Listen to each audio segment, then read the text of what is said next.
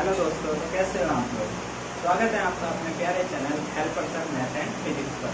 तो आज हम शुरू करने जा रहे हैं फिजिक्स में मोशन इन अ प्लेन का लेक्चर नंबर 1, जिसमें हम पढ़ेंगे प्रोजेक्टाइल मोशन क्या होता है। आज हम इसके बारे में बेसिक कंसेप्ट क्लियर करेंगे। आने वाली वीडियोज में इससे रिलेटेड प्रत्येक टॉपिक को हम कवर करेंगे। तो देखिए, प्रोजेक्टाइल मोशन क्या होता है। एनी मोशन अंडर ग्रेविटी क्या कहलाता है, प्रोजेक्टाइल मोशन कहलाता है। देखिए, जो इसका पाथ होता है ना, वो पैराबोलिक पाथ होता है, ग्राउंड टू ग्राउंड। आपके जो सिलेबस में है वो ग्राउंड टू ग्राउंड का ही प्रोजेक्टाइल मोशन है।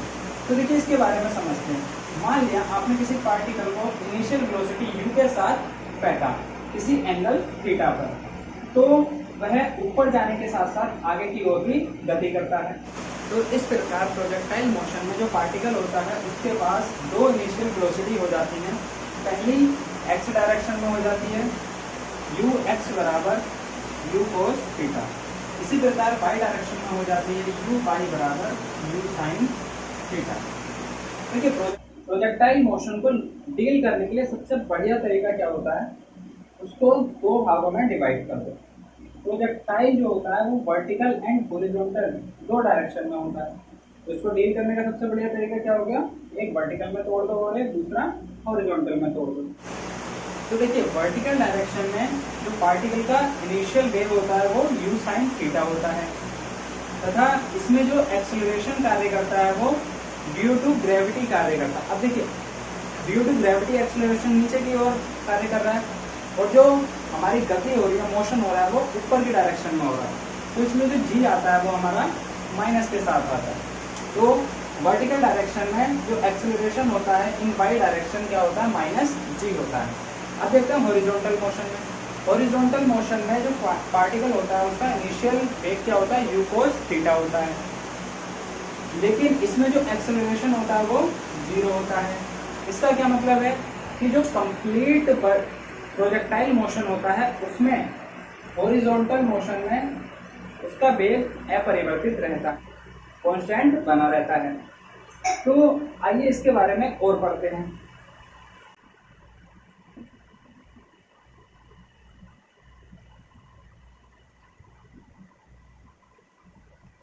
तो आइए प्रोजेक्टाइल मोशन के पाथ के बारे में डिस्कशन किया जाए।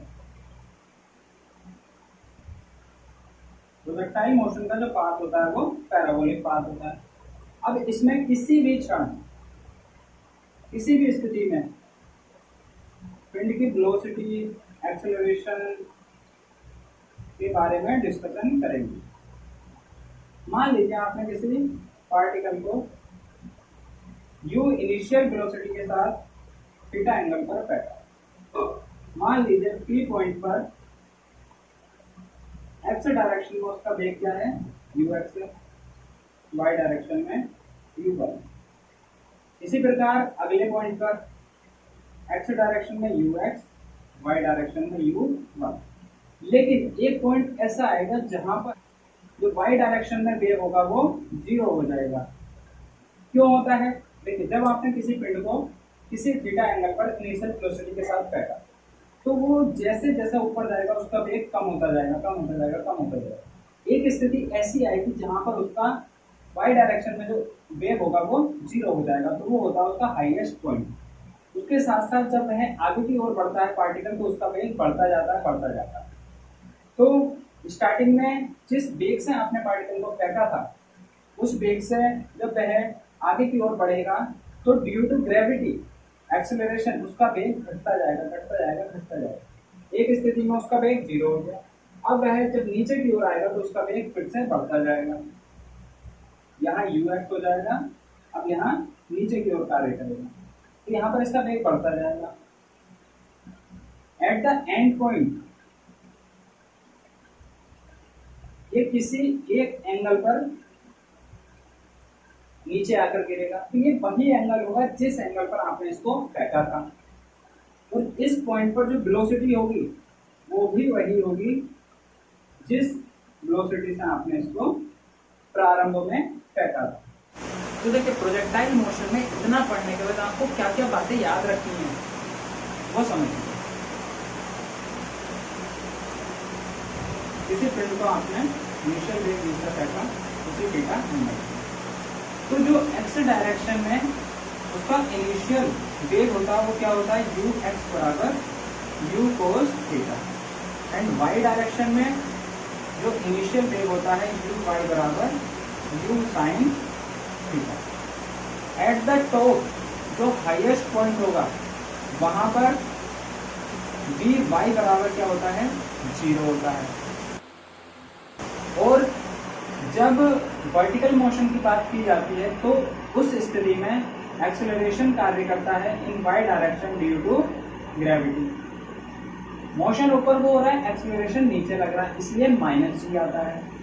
और जो हॉरिजॉन्टल मोशन होता है उसमें एक्सेलरेशन 0 होता है। तो आपको इन बातों का ध्यान रखना है तब जब आप प्रोजेक्टाइल मोशन के बारे में पढ़ रहे हो। आशा करता हूँ आपको प्रोजेक्टाइल मोशन का बेसिक कंसेप्ट क्लियर हो गया होगा।